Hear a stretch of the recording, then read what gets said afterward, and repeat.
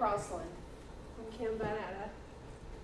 I'm Kevin Hager. Nice to see everybody here. Mia said we're doing things a little bit different. We got you in smaller groups. If you've been here before, we usually have about 150 of you guys packed in a little room and y'all are sitting pretty snug. We wanted to kind of break it up into smaller groups, give you a computer to work on, and actually go through the new website. Last year, you guys know, we kind of dumped the website into we opened it in the middle of the grant year. So basically we said, here's a new site, go use it, but we didn't have an opportunity like this to bring everybody together and do a real good training on it. So we're going to do that today.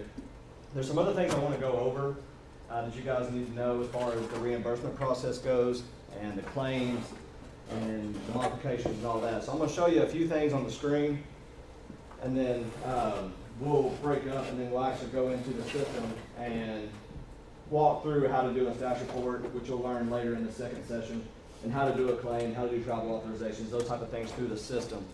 So let me go over a few things on the screen first, and then we'll move into the website part of the session. Now this is a smaller group, it's informal. If you have questions, please don't hesitate to raise your hand or holler at me or do whatever you gotta do to get my attention. And we'll stop and we'll answer those questions as we go. We want it to be interactive, we want you guys to be comfortable asking questions. There's no bad questions, especially once we get into the actual website itself. So a couple things I wanted to go over first before we actually get into the claim process. I want to talk about FFATA, which is another one of those fun acronyms. You know, there's an acronym for everything in the government world. So this one's actually called Federal Funding, Accountability, and Transparency Act. Basically what that is, any grant that's $25,000 or more, we have to do a separate report to the feds. We complete it each year that we award that grant. We're going to send you the form, and there's some things that we'll need from you, and then there's some things that we'll provide. If you're not sure if you fall into this category, one, look at the dollar amount, but two, look at Section E of your contract, and there'll be a statement toward the end of the Section E. It's like E.7 or E.8, and it'll talk about those requirements. This is the actual form, and I know you can't read that, but I just wanted to show you. It's a small form. It's basically one page, unless you're doing a third-party contract with somebody else, and then you have this supplement page right here. But it's one form. Now, we're going to provide a lot of the stuff on there. I'm not going to read everything that's on there, but a lot of that stuff that you'll see on the form, and you may not know where to get it, don't worry about it. We're going to have it, and we'll provide it to you. If at any point you have any questions, Mia's our contact on this. She's going to help coordinate with the state on what we have to turn in. That's her email and phone number if you need to reach her if you have any questions, or your program manager as well. Now, what we'll need from you. We know for sure we're going to need a DUNS number, and most of you know what that is, but there is a website if you need to look it up. A SAM number, which used to be called CCR, has a website for that as well, and you also need to know what congressional district you are in, and you can look that up. So those are the three main things that we're going to need from you. There's some other things in there that are self-explanatory, but those are the ones that you may want to go ahead and get a head start on if you know for sure you're going to have to report on the FFATA stuff. All right, so let me go into the actual claim process. And for those that don't know, this is a reimbursable grant program. So you guys actually spend the money first, whether you pay somebody overtime or you buy a piece of equipment. You're going to spend that money first and then file a claim for us. So before you even begin, make sure you know what's in your budget. There's a lot of times that things are purchased that aren't actually in your approved budget. So refer back to your contract or your application. You can look online at your application and see what was actually approved in your contract. Now, if there was something in there that you need, or that there's something that's not in the contract that you want to purchase, we can modify or we can amend your contract. Well, let's do that in advance. So review your contract. If something has changed and you need to move money or change something that you're purchasing, let us know. We'll do a modification and get that approved prior to you making those purchases. We're going to have a claims checklist available for you guys. It's not required with the claim, but it is a guide to kind of help you know what you need. We're revising that, so I don't have it for you today, but it'll be posted on the website, and I'll show you where you can find that. You're going to have all your backup documentation. You know, this is a grant program, but you got to show invoices, receipts, check copies, all the things we're getting ready to go over. So have all that with you because you're getting ready to enter all that into the online system. So you're going to have that. So just kind of keep up with your invoices and your check copies and your activity sheets as you go throughout the quarter.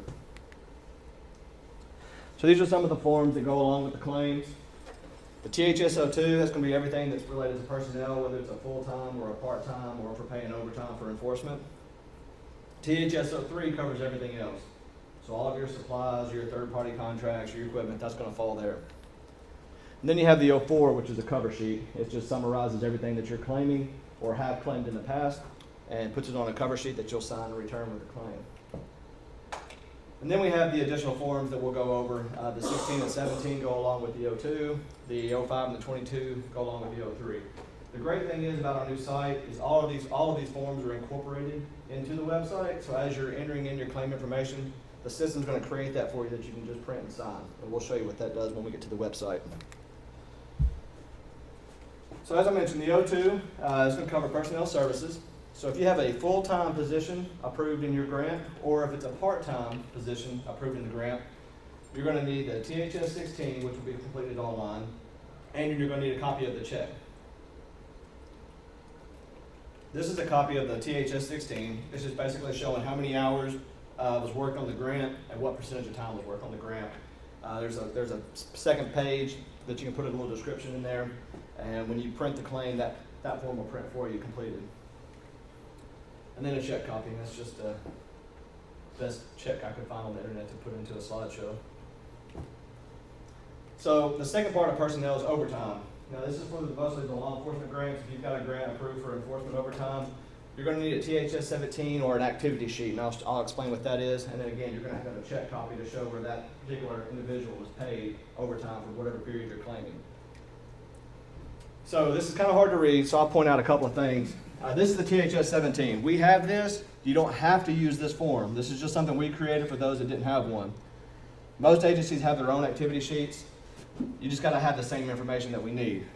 Primarily, we need to know the date the overtime was worked. We need to know the hours that were worked, and we need to know the rate of pay that they received for that overtime. Now, in the description, we need to be a little bit more detailed than just GHSO overtime or GHSO. Actually put in there whether it was a saturation or if it was a checkpoint. So be a little bit more descriptive when you're doing your overtime. And again, you can use your own sheet as long as it covers the same information. Date, hours, the officer's name, the type of activity, and the rate of pay. Once you have all that, it's signed and it goes along with a copy of the check that matches. So you're going to have one activity sheet per officer per check. So if they worked 8 hours of overtime over a 2-week period, that 2-week check is going to have that same overtime listed on there as well, so we can match it up when we do the claim. Now it's possible that you could have had an officer receive 15 hours of overtime, 8 of it from us and 7 from some other source. That's fine, but we just need one activity sheet per check so we can match those up when we pay the claim. Any questions on any of that? It's pretty straightforward stuff. All right, this is the THS-02. Again, as you're entering the information online, the system's automatically creating this for you in the background, and it'll be ready to print once you're done. It just itemizes all of the personnel costs that you have entered onto the system. So then we get into the 03, and there's several categories in the 03. Professional fees, this is when you're doing a third-party contract between your agency and some other individual, some other agency. We don't have this a lot with our grant programs, but it is something that it is an option. So if you do have professional fees approved in your grant, you do need a copy of a third-party contract. This is kind of a basic template that TDOT requires us to provide to you guys. You can use your own, but you got to have the clauses that are listed here at a minimum. You can add to it if you want to be a little bit more thorough, or you can use this alone. Whatever is written in red is what you would update to be relative to your grant and your third party. But we have this, and we can send it to you if you need one. For non-personnel, that's going to be your supplies and some of your smaller items. You're going to see these two items repeated a lot. Anytime you purchase anything with grant funds, you're always going to have an invoice or some type of receipt, and you're also going to have a check copy or purchase order. We have to have those two things no matter what. We can't reimburse you without those two. And you'll see that repeated. If you have travel approved in your grant, before you make any trip, you still have to have a travel authorization. It's a form that you'll complete out online. And it's new for the system. The old ways you had a separate form you had to go out and find, and then you had to sign it and fax it, and we signed it and fax it and send it back to you. It's all incorporated into the website now. You no longer have to print and sign it. The system does a time and date stamp for you. So it's all done electronically, and I'll show you how to do that. The THS-05 is a itemized expense report, basically, and you actually enter that in on the system, and it prints for you, and I'll show you how we do that. And then once again, invoice, check copy, the two things you need with every item that you purchase. This is what the THS 09, the travel authorization form, looks like. Again, it's done electronically. All this will be filled out. It'll put a electronic date and time stamp on here for you. And as we go through the approval process, you'll get an email once it's approved, and it's in the system and it prints with the claim. It's much easier, less paperwork on that.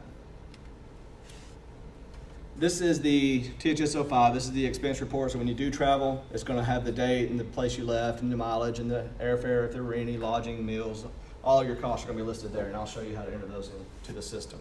Kevin, Yes, ma'am. I have a quick question. Yes. The third-party contract, professional fees, do you have to turn that in every single time you have an invoice? No. I'm sorry. Good question. The third-party contract is just a one-time signature.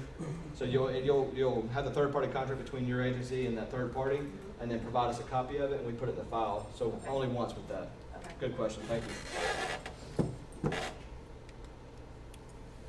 Okay, other non-personnel, that's another category that's rarely used, but if you have insurance or advertising or something like that approved into your grant, you would place that in other non-personnel. And once again, invoice, check copy, you gotta have that in order to get reimbursed. And then capital purchases, those are your equipment items. Those are your larger items like your computers, your radars, your cameras, things like that. Once again, can you guess? Invoice, check copy.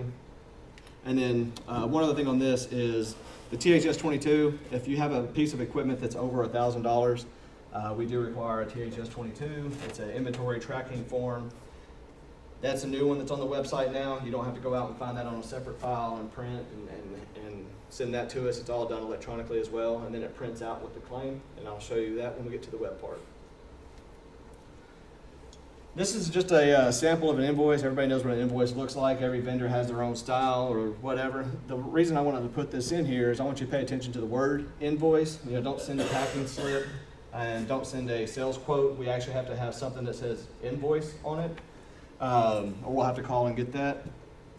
And then purchase order. Some departments use them, some don't, but that's acceptable. And you don't have to have a purchase order and a check. It's an or. So either a purchase order or a check copy will work. One other thing I want to mention too, if you use a city or a procurement card or some type of credit card to make a purchase, that is fine. We can accept that, but there is one additional paperwork that goes with that.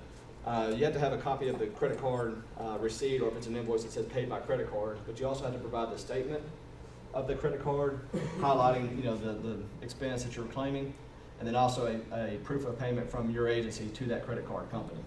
So a little bit more for a credit card, but that is an acceptable form of purchase. And that's the THS 22. Again, don't have to go out and find that anymore. It's all housed within the electronic system, so we will be using that when it prints out with the claim. Once you've entered all your non-personnel information, the system is creating this in the background. It's going to place all the charges in the appropriate category based on what you've entered, total it up, and then it's going to add it to the THS 04. Again, this is just a summary sheet. Once you're done entering all your claim in, this is going to summarize everything that you've asked for on the reimbursement. If you've done previous claims, it's going to total those up and give you a running total throughout the year so you can stay within your approved budget, and we'll show you how that looks. It does have to be signed and dated. We're not completely electronic yet, but we're working our way toward that. Someday in the future, 1 year, 5 years, I don't know when, but someday the state is going to allow us to do a fully electronic claim. Until that day, we still have to print the forms, we have to physically sign them, and we have to send all the backup documentation to our office. We still got to have our hands on paper to process that claim. Now you can fax it if it's a small claim, or you can scan and email it. Those are options, or you can just put a stamp, put an envelope, and send it to us the old-fashioned way, and that'll work as well. But we do have to have that with every claim. This is just a snapshot of what the 04 looks like. It's going to show your current cost here, any previous cost, and it's going to give you a running total against your approved budget, just to kind of keep you in line, make sure you don't go over. And it will also help us identify if we need to do a modification at some point throughout the year, if you look you're getting close to a certain category. Okay, so we talked about modifying or amending a contract. Now I know these applications were submitted back in April, and this is November, so a lot of things could have changed over the last 6-7 months. So if you asked for a radar back in April, and you don't need a radar now. Something happened and you got one through the city or a county or whatever, and now you need an in-car camera. Well, we can modify your budget to accommodate that. A modification is going to be used to add items to your existing budget or to move money within two categories. I'm going to use the high visibility grants as an example. Those are the $5,000 enforcement grants. And let's say you had a $5,000 all listed in equipment, and you put in radar and computer for $5,000. And now you need that camera that we mentioned earlier.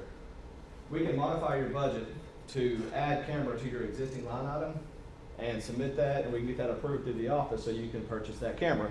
There's no money changing categories. It's just basically adding an item to your existing budget. That's one option. The other option is if you need to move money between a line item. So if you had $5,000 in overtime and you had $5,000 in equipment, and you actually need to move, $500 of that from overtime to equipment, so you now can do a modification, and you'll put minus $500 in the overtime, plus $500 in equipment, and we can approve that in GHSO as well. The thing we have to be careful of is this 20% line increase. If you're going to increase a line item by more than 20% of your approved budget, that's going to require an amendment, and I'll talk a little bit about that in just a moment. I did want to show you what the modification form looks like. This is new to the website as well, which is great. We used to have a separate form, and then you would fill this out, sign it, and fax it, and then we would sign it, and it would get approved. If the budget changed hand or changed categories, the amounts changed, it didn't get reflected on your grant online. Well, now that this is built into the website, it does make that change. So all your future claims and all your paperwork going forward will reflect the actual balance that we've modified. So that's a great thing about having it on the website. But again, you'll fill this out online. You no longer have to print and sign and mail it to us. It's time and date stamped. It's approved electronically. And once it's approved, you get an email saying that your grant was approved and all your budget has been updated. So the amendment is sometimes it's caused by the modification. So no matter what, if you're going to do anything to your budget or anything to your grant, you're going to start with a modification. And once you submit that, it goes to your program manager for approval. Now they can look at it and say, yes, I approve it, and send it on to management for final approval. Or they can say, I need more information. They'll send it back to you for revisions. Or if it's something that we just can't do, they'll just deny it. So we have three options once you submit it to us. Now, once it comes in, the system's going to go through an approval process as well, and it's going to recognize if the 20% rule comes into play. So if it reads that the increase is more than 20% of the line item, it's going to redirect the approval process to me, and it's going to cause an amendment. An amendment works just like a regular contract, where I send you a PDF document that you sign and that you have to mail back to us. Then it goes through T.Dot Legal, T.Dot Finance, and T.Dot Commissioner's Office for final approval. It doesn't jeopardize the possibility of getting approved. It just delays the approval process. It just takes longer because it has to make those additional stops. So just be mindful of that when you get ready to do any type of modification. If it's going to generate an amendment, just be prepared that it's going to take longer to get that approval than it would if it was just a simple modification. Any questions on that? Okay. All right, so let me show you, we're going to do a little bit on the website, but as I was kind of thinking how I want to do this, I thought of a quote that I heard some time ago, and this is one of the reasons why we split you guys up into smaller groups, and we wanted to get a computer in front of you and actually walk through the system together. So you've heard us before. We get up here and we've packed you in 150 at a time and spoke for 8 hours. But that's not doing you a lot of good. So tell me and I forget, teach me I remember, involve me and I learn. So what we wanted to do today is actually involve you. We want you to put your hands on the system, go through some example exercises, and get familiar with it. So we're going to do that. We're going to submit a status report, a travel authorization, a claim, and a modification. We're going to do those 4 things today. So what we've done is we have a demo site. Most of you have seen that up on the screen. We tried to pull that up before you guys came in. Now your regular ID is going to work, but the password is going to be different. It's going to be the same for everybody. What we did is took a snapshot or a copy of the real production website from last week and put it on a training site. So whatever we do today is not affecting your real grant. We're playing on a training site that does not cause any problems to your existing grant. But one thing I did want to point out, the actual web address for the real site is tnghsogrants.org, and then we have a help desk and an email for that help desk. If at any point you get stuck, navigation help, password help, ID help, you can try one of those resources as well. You can contact your program manager, you can contact me, and we'll look that stuff up for you. All right, so what we're going to do let me get to the, everybody should have a login screen that looks very similar to our actual real website screen.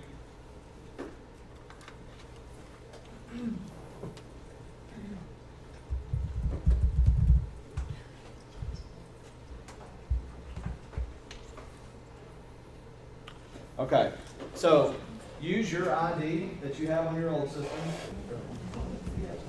All right, there's going to be a couple of moments where I say watch my screen and a couple of moments where I'll say do something on your screen. So let's, everybody's logged in though, right? All right, thank you guys for that. Like I said, we had a lot worse trouble in Memphis getting this up, so thank you to you guys for most of them working just fine. All right, so I want to point out a couple of things. This is a point where I want you guys to look up here. I just want to show you a few things on the screen. Just kind of across the top, my applications, we're going to work in there a little bit today, and I'll show you what's behind there, but that's where you're going to search for your grant applications and what you can do within that system. Then you've got my status reports, my claims, and my travel authorizations. These are shortcuts to get you to claims that are already in process. Now, last year we had some confusion because you would go to my claims to try to do the claim you wanted to do for this particular period, but it hasn't been created yet. So you had to go through a different way to create it. What we've done for this upcoming year is the system is going to automatically start claims for you and start a status report for you. That way you don't have to go through the application menu to get to it. So say January 1st, which is day one of the second quarter, the system's going to recognize that date and it's going to create second quarter claim so that you can get to it by shortcut by going to my claims. And I'll show you how that part works as well. The next little row here, you've got a couple of shortcuts. The couple things I wanted to show you is my training materials. Not everybody likes to read through a user guide, but we do have one and it is pretty good. If at any point you want to refer to that. This is also where we're going to be placing other training type documents. The claims checklist will end up there once we have it ready. So just know that that's an option. And then you have two other links I want to show you. One is called My Organizations, and this is just basically information about your organization, for lack of better words. I'm logged in at Henry County, so you're going to see Henry County's information. If your email, phone number, anything like that changes, you can come here, enter that information in and save it, and that'll update the information for your agency. And then you have organization members. I wouldn't mind if you guys would look at this. At some point, not today, when you get back to your department and you're into the system, go into this and see who's listed under your agency. I know there's a lot of turnover at times. People leave, people move on or whatever reasons. We want to keep this current so we don't have a former employee listed on your grant. Not that they would go in and do anything, but if they're no longer there, we should take them out of the system so they don't have that capabilities. And then you have a link at the top called My Profile. Now this is information about you. So if your phone number, your email, anything changes about you, we can update it here. This is also a place for your ID and password. So if at any point you want to come in and change your ID or password or do whatever you want to do, you can do that from this screen. And you can also update your picture that you have when you log in. You don't have to do that. It's just something to customize it to make it a little bit more about you. One thing that you'll notice at times is you'll have an inbox, which are system-generated messages that show up. It's a duplicate message. You also get an email, but you have the inbox.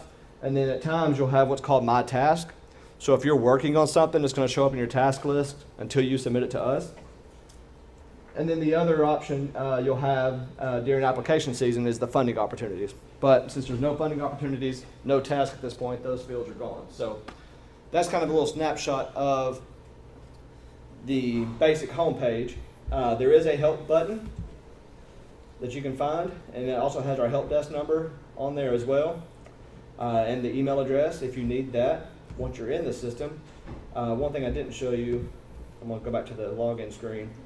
This was something that we just put on there recently. I don't know why we didn't have it on there at the beginning. But if you got to this point and some of us were having ID issues, what would you do?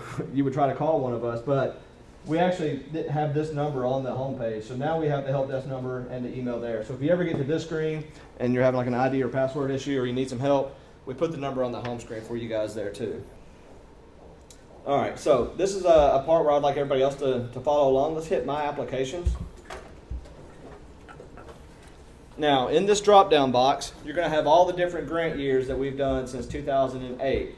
And we've uploaded the information from our old website there if you want to refer back to something older. But we've got two basic type of grants. We got a program grant and we got a high visibility enforcement grant. Most of you guys know which category you fall in.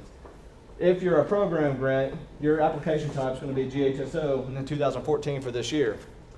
If you're a high visibility, the $5,000 grant, then you're going to click high visibility, 2014. So whichever type of grant you have this year, select that as your application type. And all these other fields you can leave blank. You don't need them, just leave them blank. You can add stuff in there if you'd like, but you don't have to. And then hit search. When you hit search, it's going to pull everything up that you've had out there for your agency for that particular application type, whether it's a GHSO program grant or it's a high vis grant. Clicking on the name will take you into the actual application menu. And if you notice, when I hovered my mouse over there, it actually popped up. It said project title. That'll kind of help you. If you have more than one grant, that really comes in handy because they'll tell you which one you're going into. So a couple things I wanted to point out on this screen. Up at the top, you're always going to have the application. You're going to have the type of menu you're in. So right now we're in the application menu. When you get ready to do a claim or a status report, it's going to tell you what menu you are in. So always kind of pay attention to what menu you're in and what status you're in. Right now it's grant awarded. If you want to do anything on the grant, whether it's a claim, a status report, or a travel authorization, it has to be in the awarded status for that to work. If you're going through the contract signature process, or if you're going through a modification process, you won't be able to do a claim or a status report or anything until that is approved. So a couple of screens we'll go into. If you click on View, Edit, and Complete Forms, this is going to take you to all the different sections of the application that you guys already filled out back in April. You can refer back to it. If you go down into the budget, for example, I'm going to click on equipment for this one as an example. When I click on equipment, it's going to show you what you actually have put in, what was approved. This is the current version of this grant budget. And you can see the different items that this gentleman has listed on his grant. You can see what you have listed on yours if you have equipment listed. Now you'll notice that you can type and change things around, and play with these numbers all you want, but you don't have a save button, and that's by design. We don't want you going in there and adding $500,000 to your grant. So we don't have a save button for you, okay? Because I know you'll try. I know how you guys are. But it's a good reference point. All right, at the top of the screen, if you guys are in a similar screen that I'm in, you'll see that document number where it says GHSO 2014, or it'll say HVE 2014 if you're a high vis grant. Anytime you click on that number, it's going to take you back to that application menu. So let's do that.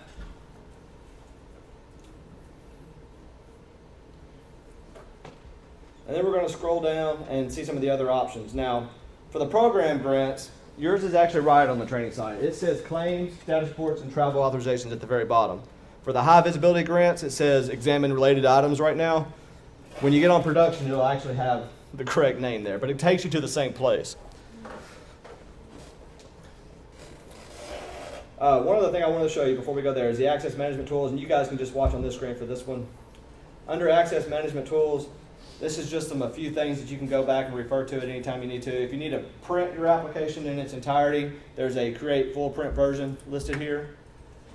If you need to look at who's assigned to the grant, that'll pull up who the claims person is, who the program manager, project director, all the different people assigned to it. The status history, that's always good to look at if you need to. It tells you a little bit about the history of the grant. It tells you when we put it in process, when it was submitted, when it went through the review, revision, contracts, and awarded, and all that fun stuff. Just a good place to refer back to. So I'm going to go back to the application menu.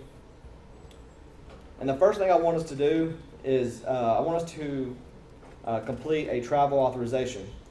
And the reason I want to do this one first is because we're already in the application menu. Now, I mentioned earlier that the system is going to automatically create claims and status reports for you.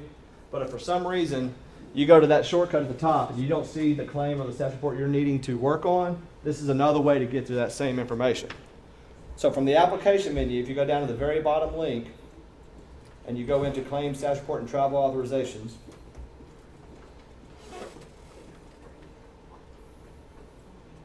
you're going to see a few things that are listed here. Some of you may have the option to initiate a quarter claim or a status report. Some of you may have some already in process, which is fine. We're not going to do those yet. We're going to do a travel authorization. So everybody look for the document type. This is travel authorization, and then you have an option to initiate the travel authorization. And we're going to do that now.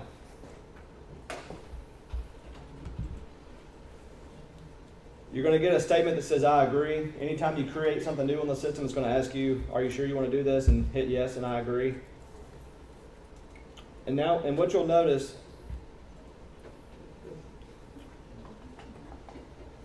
wait for mine to catch up to you guys. All right, now I'm in what's called the travel authorization menu. Okay, it put the type of menu at the top.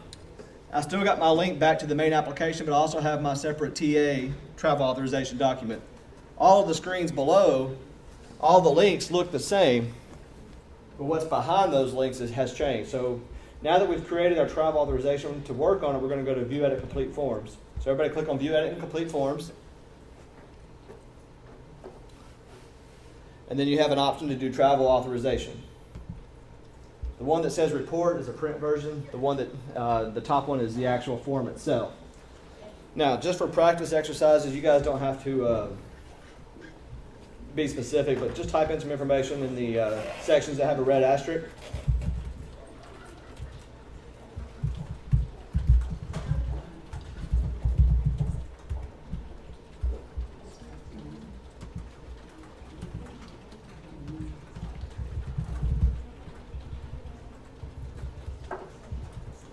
And once you enter all that information, the only thing that has an asterisk that we're not going to be able to do is the very bottom option where it says you have to attach a copy of the agenda or meeting program. It won't. We're not going to do that because I don't want to attach a bunch of files from ICT Tech. But when you get back to your other computer, or when you do this in your own department, you will attach whatever meeting you're going to.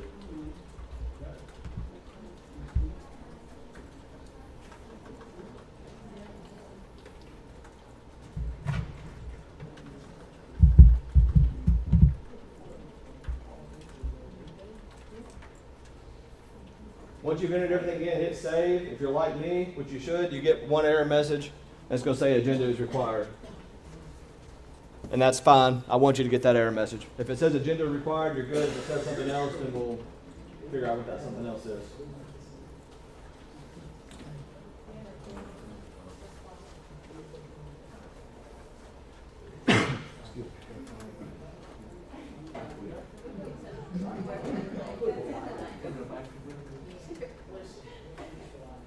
All right, everybody get to the point where it says agenda is required, page error. Even though you got a page error, it still saved the information that you entered. So that part is good. For demonstration purposes, we're going to leave that error there because I don't want you to go into browse files on these computers to attach anything.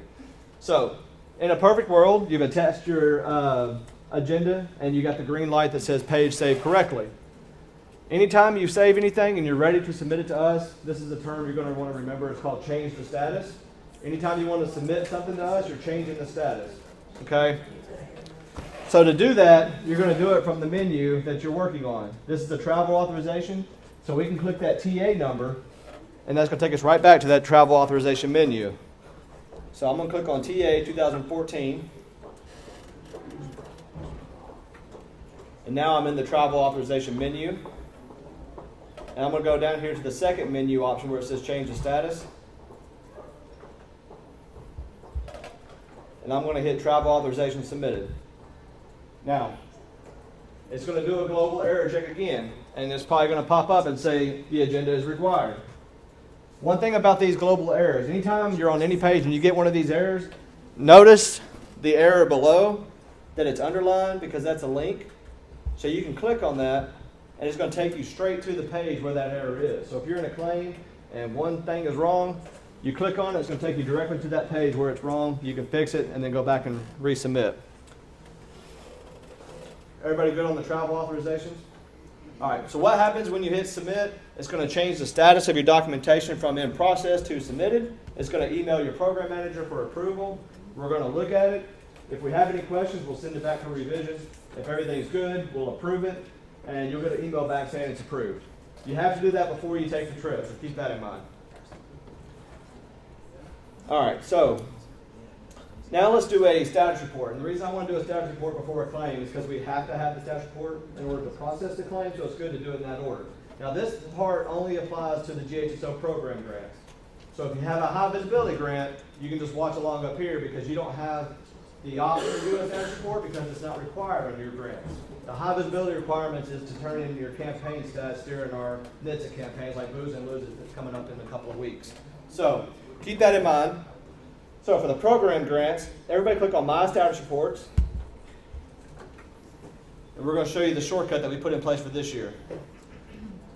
Now, on the search screen, if you look at mine, all you really have to do is put in the grant year that you're working on, and that'll be enough information to pull what you need. This is the federal fiscal year 2014, so put 2014 in the year. Leave everything else blank. Leave the two drop-down boxes, the word select, and then hit search. Now, for those that have a program grant, you should get one result because we're in the first quarter. The first quarter status report should be listed there in process. Okay, so is everybody at the search results screen? You should have quarter one in process. Keep in mind when January 1st gets here and you pull this up, you're going to have a quarter one and a quarter two because the two will automatically be created by the system on January 1. All right, so for the high vis guys, you guys can watch the screen, just kind of see how this process works because you may get a program grant in the future. For the GHSO program grantees, I want you guys to follow along on your computer, and we're going to click on the name, SRQ1. Every document's named, and we got real creative. SR for status report, Q for quarter, 1 for the first quarter. Okay, SRQ2 is quarter 2. SRQ3, quarter 3. Okay, that's how that works. So we're going to click on SRQ1 to take you into the status report menu. And you'll see it at the top. You'll see status report menu. You'll see that it's in process, and then you've got those same options down below. We're going to go into View, Edit, Complete Forms. Anytime we're going to work on anything, that's where we'll go to enter the information. And then you have one option, which is the goals, objectives, and tasks. You're going to learn more about what we need to see in a status report when you go to see Jason in the next session. But for practical exercise, this is how you go to get to enter the information. Now, if you look on the left side, the goals and objectives are the first things that appear. It's going to pull everything that was listed in your application under the goals and objectives section. And then you're going to have a text box off to the right where you'll actually enter in your progress toward those goals and objectives. So for practice, just put the letter A just to get something in the text box so it recognizes that there's a character there, and then scroll down. At the bottom, you're going to have each task that was listed in your task by quarter section of the application. For quarter 1, it's going to pull the quarter 1 information. When you get to the second and third quarters, it's going to pull that information from your application. So once again, just put a letter or a character in each one of those task boxes so that the system recognizes that you've entered something into the required field. And then the next thing we'll do, once we've entered everything we want to hit save. And I encourage you to save often. There is a timeout feature on the system, so if you work for quite a long time, you might want to just save it periodically just so you don't get timed out. You don't want to lose anything. All right, so once you hit save, hopefully everybody got the same screenshot that I got. It says page information has been saved, and you're ready to move on. So now that you've entered your status report, you feel comfortable with it, and you're ready to submit it to our office, we've got to change the status. Now you can work on this as you go. I can save it, I can close out, and I can come back a week later and add to it if I'd like. It stays where you left off. But for demonstration, now we're ready to submit it. We've saved it, now we're ready to turn it into GHSO. Question about the, let me show you guys this. On the right, there's a toggle button that says achieve, and then you got a box over here. That's for our use. What happens is you'll submit this to your program manager once you hit submit, and we'll go out there and review it, and we have the option to send it back to you for revisions if we didn't like what you put in there, or we can just approve it as is. And we have the ability to put in comments and the achievement box. So you don't have to worry about that. You're just basically going to enter in your progress and your accomplishments for each task. So once we've done that, we've saved it, we're going to hit SRQ1 to get back to that status report menu. If you hit the GHSO by accident, just go back into the status report menu. Just look at the top, make sure you know which menu you're in. And then once again, we're going to go down to change the status. It's saved, we're done with it, we're ready to submit it. You've got two options. You've got status report submitted, and you got status report canceled. Now, if you hit cancel, don't freak out that it doesn't delete it, you don't lose anything. Just contact your program manager or contact me, and we can reset it back to the right status. But choose wisely. So we're going to apply the status for submitted. So does everybody submit the status report? Once you do that, it takes you back to that status report menu for quarter one, and then you're going to see the current status says submitted. It emails your program manager. We're going to go out and review it, and then if we need to make any changes, we'll let you know on that. All right. Project directors are the ones that submit the status reports, and if you see right here the role, it says status report. It says project director. We had Melanie. Melanie has the role of fiscal director. She does only the claims, where she has another person that does the status reports. So her title says fiscal director. So if you get to an option that says no status report options available, it'll look like this.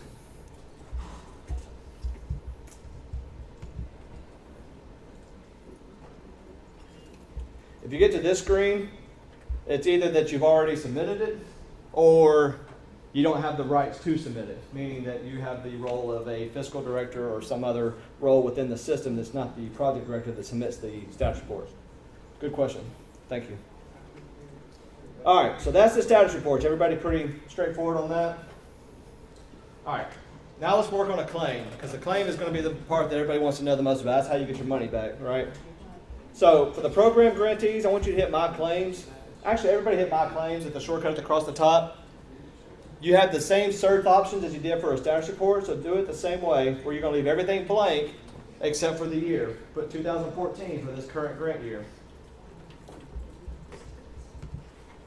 And all right, if you have a high vis grant, you guys got to go through the application menu. It'll work on production, I promise. All right, high visibility grantees. I'll tell you what, program grantees, the guys in the GHSO program grant, if yours should already be there and it should say in process. If so, click on that CQ1, again, claim quarter one, and go into the claim menu and then wait for the rest of us to catch up. So for the high visibility grantees, we're going to go into My Applications, and we're going to search by application type HVE or High Visibility 2014. We're going to go into the application menu by clicking on the grant number, the GHSO or the HVE-2014. And then we're going to go into the claims, status report, and travel authorization menu. This is why we put shortcuts in there for this year. Now when you get to this screen, you should have an option to initiate a first quarter claim. For the high vis grants, if you do have that option, click on it and then click I agree.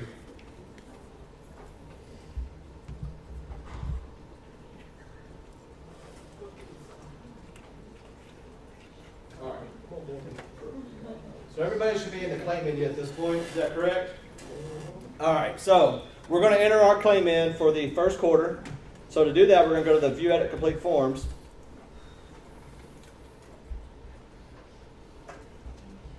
And then you have all the different claim categories that are listed here that we kind of talked about earlier.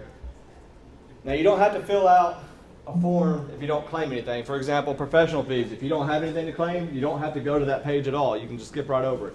So you only have to go into the ones that you actually need to enter. For practice exercises, we're going to do 3 different entries. We're going to start under personnel services. When you go into personnel services, this is where you're going to do your full-time, part-time, or overtime.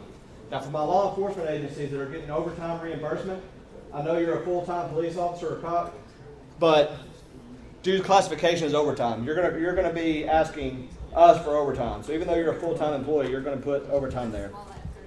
For my agencies that actually have a full-time person approved on their grant, you'll select full-time, or if you're a part-time person on the grant, you'll select part-time. But for my law enforcement agencies requesting for overtime reimbursement, classification is overtime.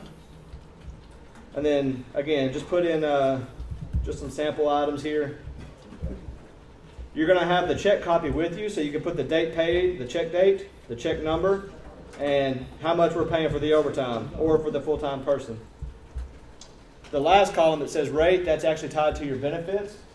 If you don't know what your benefit rate is, you can check with your fiscal person within your agency. A lot of times it's zero, especially on the overtime. You're just getting the hours, not the actual benefits on that. And then we're going to hit save at the top of the screen.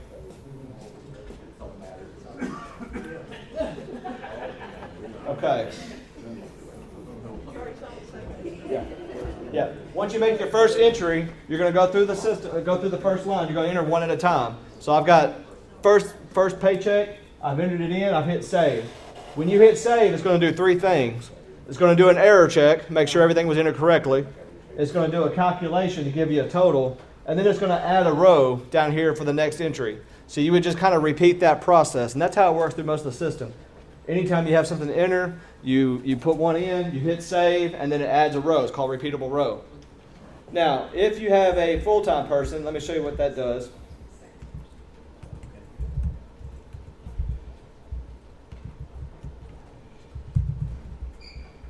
Now, when you select full-time, this is one of the advantages of having the online system is the system actually recognizes that you've selected a full-time status that we're paying for. It's going to give you an error message, and that's normal. The reason you have that error message is because you have to complete that extra portion for full-time personnel, the THS 16 that we talked about earlier. So at this point, what it's going to do, I probably should use a better example, but where you have full-time listed here, and then you have the person's name, it's going to put that person's name there. So if you have 3 full-time people, it's going to list them 1, 2, 3. How much time they spent toward the grant, their total of hours, and then a list of how they're funded if they're not solely funded by our grant, if it's part-time. So you would complete that information, and then hit save. Once you enter that THS 16 information, hit save. It's going to calculate everything again. It's going to look for that error message, and it's going to go away because I've addressed the THS 16 part of the claim. So you just keep repeating this process as you go through all your entries. One of the things about this is the claim actually gets started on the first day of the quarter. Okay? So January 1, the second quarter claim begins. You can build this up throughout the grant year or throughout the quarter. You don't have to wait till the end of the second quarter to enter 3 months worth of data. If you get paid every 2 weeks, at the end of that first 2-week period, go in, enter the overtime for that, save it and get out, go back into it the next pay period. And that way you don't have to do it all at once. You have that option if you need it. All right. Everybody good on the personnel services part? We're going to scroll down, and the next one I want to practice is on the travel expenses. Professional fees and supplies works the same way. You enter your item in, hit save, and it adds a row, and you repeat till you're done. Now, I wanted to show you travel expenses for a couple of reasons. When you're entering in your travel, we need one of these per person per trip. So if you've got 2 people going to one conference, you're actually going to fill out 2 of these. Okay? So let's practice that. So the first thing we're going to do, this is person 1. Okay? This is going to be me. And I'm going to put in orientation. And then you have a drop-down box over here to the side. This is why I wanted us to do the travel authorization earlier. You have to have a travel authorization in order to get reimbursed anyways. So there's a drop-down box, and you can select which travel authorization goes along with the travel that you're entering. And then you're going to fill out the information that it asks for. And you don't have to put everything in there, just a couple of things just to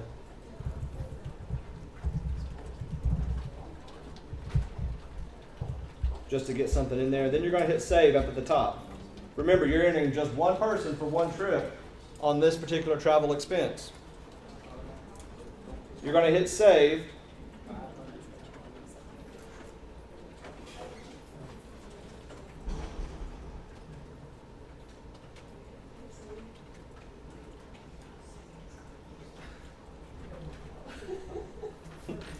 Hopefully your guys are going faster than mine. I'm on Wi-Fi, not. Everybody get page saved correctly? Green light? Yes, sir. The related travel didn't pop up on my drop-down box. Did not. Did you just drop on the visual with this over there?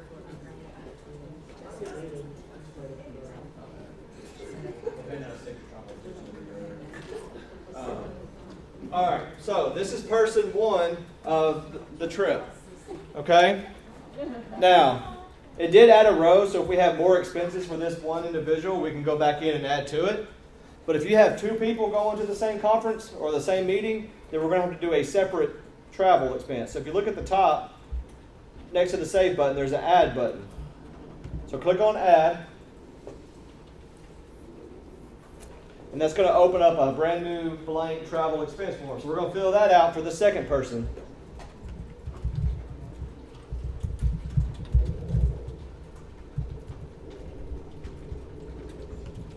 And again, just put in some random dollar amounts in there just to get something in the system and then hit Save. All right, so once you hit Save, it's going to put that information. It's going to add a row in case you need to add more for that individual person. But if you look over here to the right, if you see what I see, you've got a drop-down box now. It says, I've got two travelers, me for orientation and you for orientation. Okay? You can flip back and forth between the two travel expenses by selecting it and hitting go, and it's going to flip back and forth between those two.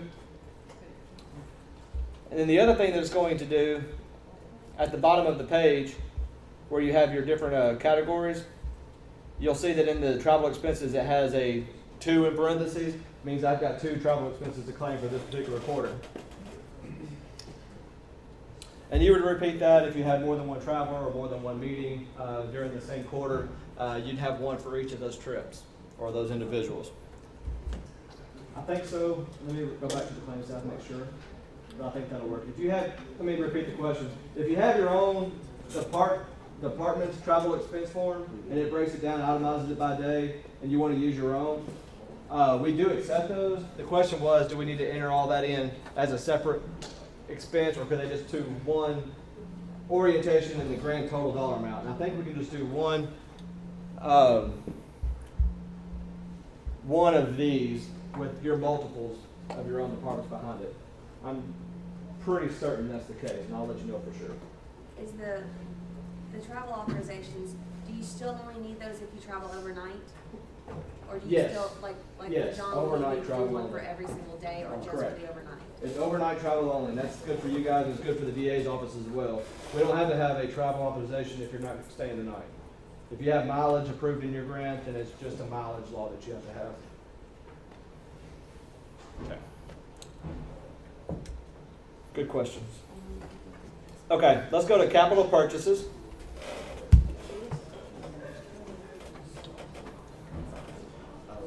Now we're going to do 2 entries on this. I want to do 1 entry. You can use a radar and put it for $500 just for demonstration purposes. So what we're going to do is equipment name, the date paid, and you've got a copy of the check, so you can put the check number and the date the check was issued, and then put the cost at $500 and the quantity of 1, and then hit save.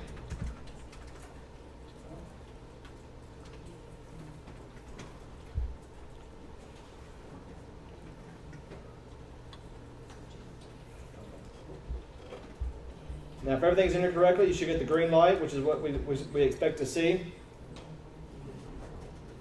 If you get the green light and you got saved information, or information has been saved, I want you to scroll down and do another entry. And this time, I want you to put in a camera. And I want you to do $1,500 on the camera. Well, you know, I've got some pretty good contacts with the vendor, you know.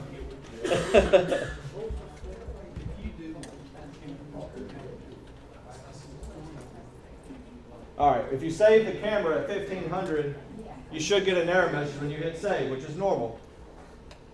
If you look at the screen, I got a page error that says, please fill in the serial number and current location.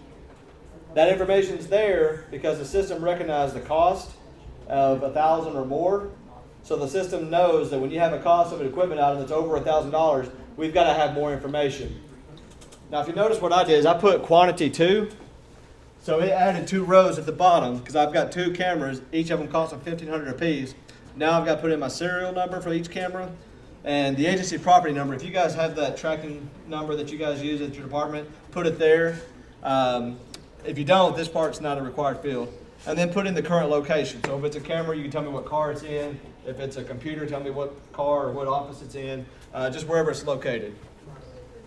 So you'll fill that out. So I've got serial number 1, serial number 2. Yes? Okay. That's a good question. Kevin, Yes? on where you are, what's closed mean? That's internal. We track equipment for 3 years, and at the end of the 3-year period, we can go in and close it and release the equipment to you guys. It's supposed to be graded out on your side. It's supposed to be just something we click, but I know you have the option to click it. We're fixing that. All right. So once I enter my serial number, my current location, and I go back and I hit save, that error message should go away because I've addressed what the error message was referring to. The great news is that completely filled out your THS-22, so you don't have to go find it on another website and print it and then fill it out manually. This is one of the great automated steps we put in. So did everybody get to the point where they got a green light on their claim for capital purchases?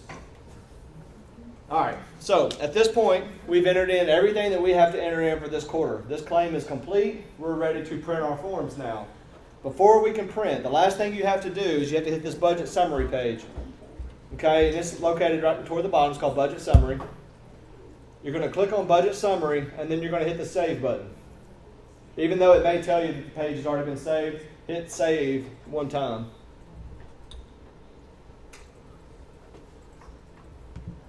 Now, when you hit Save, what it's going out there and doing is it's pulling everything under personnel, professional fees, and travel, and capital, all the different categories you've entered, and it's going to sum them. It's going to do a error check, and it's going to do a calculation. It's also going to populate those forms that we have to print. So you always got to say budget summary. If I say budget summary now and I go back and make a change to an overtime, I have to go back and say that budget summary again. It's the last thing you do before you print. All right, so you say budget summary, it populates the forms. It also does an error check. Now, if you look, we've got something different this time. We got actually a page warning as opposed to a page error. You can still submit a claim with a page warning. Some of you may have gotten this. I got this error because I have exceeded my approved budget. Now, you can still submit it, but just know that we're going to cut the claim back because we can't go over what was approved. But it is a warning to let you know that you've already gone over your budget, but it does not prevent you from moving forward. So we've saved the page. The budget summary has been saved. Now we're going to go down to this bottom link, which is claim forms. And you guys can just watch this so we don't have to create a whole bunch of PDFs. But if you'll notice, it's a one-click claim forms. For those that have been grant partners with us for years, you remember the old site where you had to print it one way, or you go to the O2 and print it, turn it landscape, and then you go to the O3 and you print it landscape and then close it. Then you go to the O4 and but you print it regular. Then you go to a different website to do the 22, and a different website for the 16. It was all over the place. So what we've done now is we've gone into one click. It's 11 pages. You can see I have page 1 of 11. But it prints the THS-04, and it has my dollar amounts in there. Sorry, let me make it a little bit bigger. It's got my dollar amounts in there, my total cost. If this was a second or third quarter, it would have pulled over the previous cost and give you a run in total. If we've done a modification, it's going to reflect that in the approved budget. If we make changes to a claim, after the claim has been processed by our office, we have the ability to go back into the claim and make those same adjustments so the numbers match. So we'll have a true, accurate count going forward. So there's the 04. You would print, you would sign that. Next, you have the THS-02. It's got my 2 entries listed here. Then it's got the THS-16 because I had a full-time person. I'd put that there. Behind that, you got the THS-03. There's my first travel expense, my second travel expense. There's the THS-22 that goes along with the capital. There's the THS-09, that TA that we did earlier. It pulls up. And then if there's any modifications that's been done throughout the grant year, it's going to print that, the most current version of your modification as well. So everything's printed out in one PDF, one click, and then you just print these out and sign it. All right, so we've printed off the claim forms. We've signed where we need to sign. We have all of our backup stuff. We got our invoices. We got our activity sheets. We got our check copies, our purchase orders. Now, we still have to get that to our office somehow. There is an attachment link, but you do have to sign those forms, then scan it, and then attach it.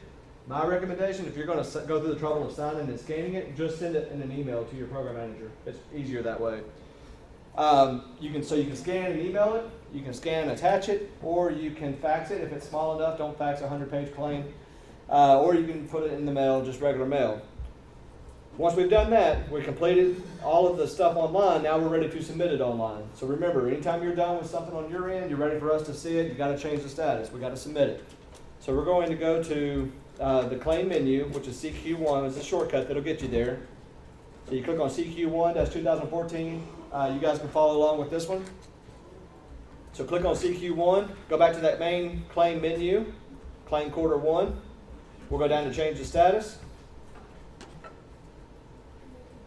And then again, you have two options, just like on the status report. You can either submit it for review, or you can cancel it. Now again, if you cancel it, it doesn't delete anything, you don't lose it, but choose wisely. I'm going to submit this claim. It's going to take me back to the claim menu, and now my status is claim submitted for review. If I go into the view edit forms and try to change anything, I won't have a save button. It's locked from this end. We can't make any changes until it goes through the approval process. Any questions on any of the claim part of it? All right, one more thing I'm going to show you, and then we'll be wrapping up. All right, if everybody's in the claim menu, click on that GHSO 2014 or HVE 2014. Get back to your main application menu, and I want to show you the modification process, because this does come up from time to time. Remember what I said earlier. Make sure that your current status is grant awarded. If you're getting ready to do a claim, don't start the modification process, because that's going to delay you. You can't do a claim or a status report if you're trying to do a modification.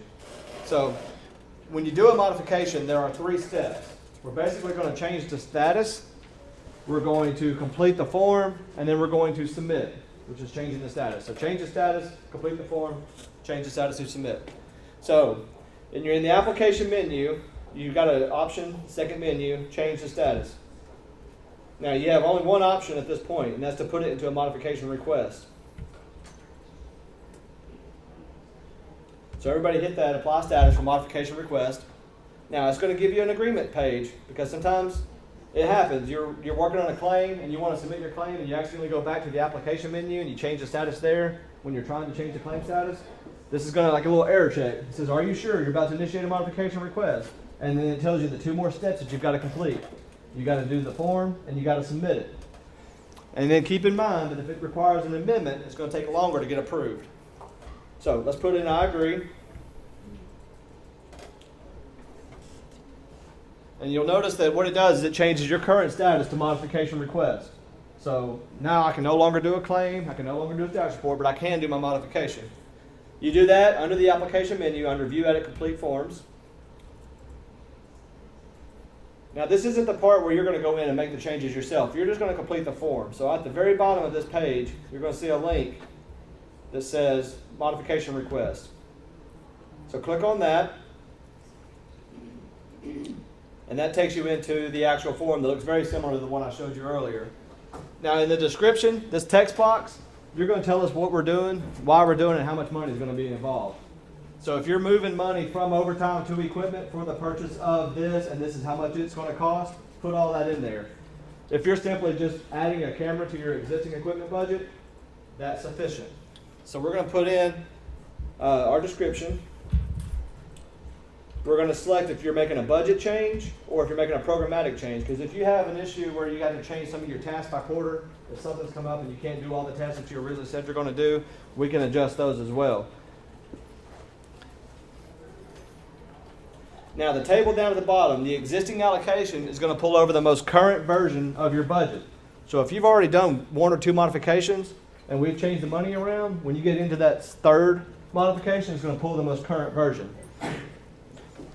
And then if you're moving any money, you would put a minus in the category you're moving it from, minus 1,000, which is what I'm doing from one category. And then you would put in just the regular 1,000 in whatever category I'm moving to. You can't increase your budget, so whatever you do in the changes, they have to cancel each other out. So if you put a minus in one, you can put a plus in the other, so it equals 0 at the bottom. So you've entered in your description, you've entered in any changes. Now if you're doing the thing like I said earlier, if you're just adding a piece of equipment and you're not moving any money around, you leave it blank. You don't have to put anything in there. And then we're going to hit the save button. Now the save button is going to do the same thing as always does. It's going to do an error check and a calculation. Now when I go down, you can see that on my screen here in particular, it took the 1,000 out, made it from 10,000 to 9,000. It went from 7,000 to 8,000. My net total stayed the same. Now, this is the modification. If you looked at it and you're ready to submit it, or you can make changes and resave. But if you're ready to submit it, go back to that application menu, and that's that GHSO 2014 or the HVE 2014 number.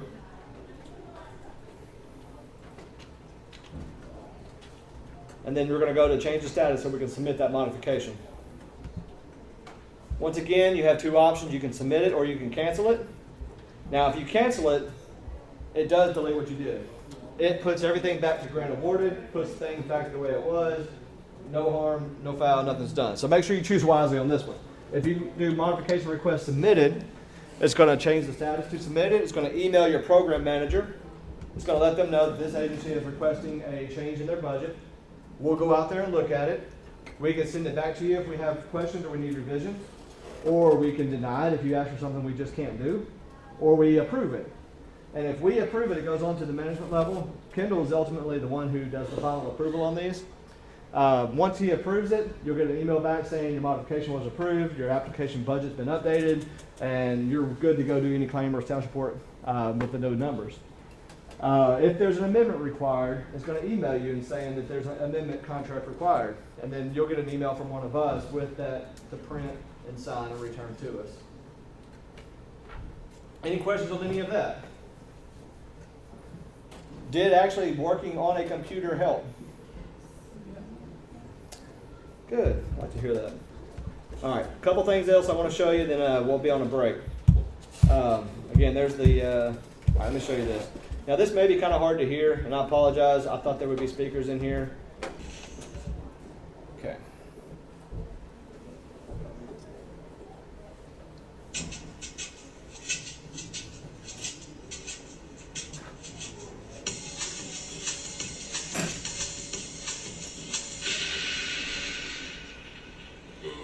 That's not good. Oh, I don't need this. I'm already late. Somebody will come. Anybody out there? Do you have a phone? No. Sorry. Somebody! Hello? There are two people stuck on an escalator and we need help. Now, would somebody please do something?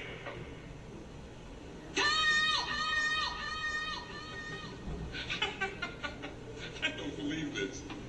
You gotta be kidding me. I'm gonna cry. Well, there's enough left to do, is it?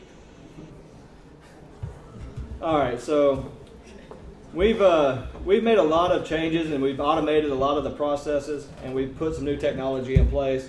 We're not going to leave you stranded on that elevator, okay? We're here to help. You've got a program manager, you've got me, you've got the help desk. At any point you feel like we're doing this automation, you just get stuck, let us know. We'll help you the rest of the way up. We'll walk the rest of the way with you. We'll get you through it. But I appreciate you guys' patience. This is all you'll see of me today. You go to Jason at 9:45, so we got about a 15-minute break. The bathrooms are back this way, kind of if you go out, and then right behind this wall. And we've got coffee and water up front as well. But 9:45, and you guys will be down the hall in Jason's session for the next little bit at 9:45. We'll be around if you have any questions. I appreciate everybody being here.